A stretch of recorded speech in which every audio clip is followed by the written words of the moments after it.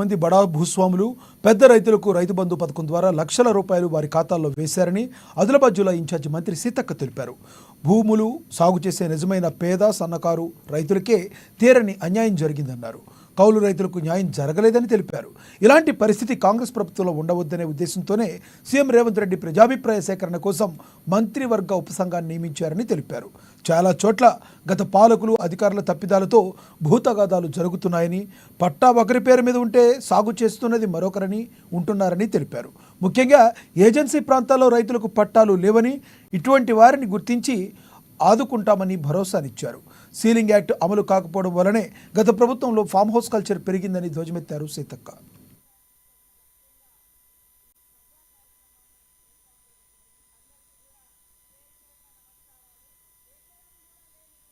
పదేళ్లలో వాళ్ళకి ఏ రకమైనటువంటి లబ్ధి జరిగింది, అలాంటి వాళ్ళకు కూడా ఏ రకంగా లబ్ధి చేయాలనేది ఈరోజు కాంగ్రెస్ ప్రభుత్వం ఆలోచిస్తూ ఉంది.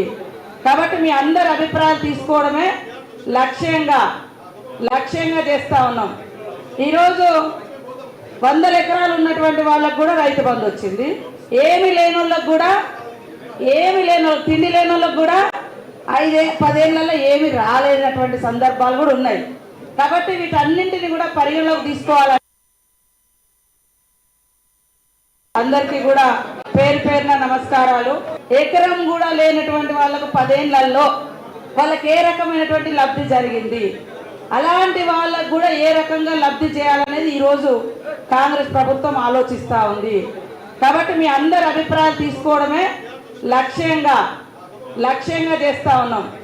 ఈరోజు 100 ఎకరాలు ఉన్నటువంటి వాళ్ళకు కూడా రైతు బంధు వచ్చింది. ఏమి లేని వాళ్ళకు కూడా, తిండి లేని వాళ్ళకు కూడా 5-10 ఏళ్లలో ఏమి రాలేనటువంటి సందర్భాలు కూడా ఉన్నాయి. కాబట్టి వీటన్నింటినీ కూడా పరిగణలోకి తీసుకోవాలంటే అసలు ప్రజల ఒపీనియన్ ఎట్లుంది, రైతుల ఒపీనియన్ ఎట్లుంది అనేది కూడా అవగాహన చేసుకోవడం, మీ అభిప్రాయం తీసుకోవడమే లక్ష్యంగా ఈ ప్రజా కార్యక్రమాన్ని ఏర్పాటు చేయడం జరిగింది. మరి రైతు భరోసా కమిటీ కూడా ఫస్ట్ ఖమ్మం చేసిరు, నెక్స్ట్ ఆదిలాబాద్కు రావడం జరిగింది. కాబట్టి దయచేసి బ్రాడ్గా ఆలోచించాలి. ప్రభుత్వం కదా ఇస్తే ఏమవుతుంది అని అంటే, ఇలా ఎవరి ఇళ్ళ నుంచి ఇస్తే లేదు ఇక, కానీ ప్రజల డబ్బు ప్రజలకు ఏ రకంగా ఉపయోగపడితే బాగుంటుంది, దానికి ఒక సార్థకత ఉండాలి. ఆ ఉపయోగంలో కొంతమంది జీవితాలను మార్చగలిగే విధంగా ఈ ఫండ్ అలొకేషన్ కానీ, సంక్షేమ కార్యక్రమాలు కానీ ఉంటే పేదవాళ్ళ జీవన ప్రమాణాలను కూడా మరి మిగతా వాళ్ళతో సమానంగా తీసుకెళ్ళగలిగే విధంగా బడ్జెట్లో కేటాయింపులు ఉండాలి. ఆ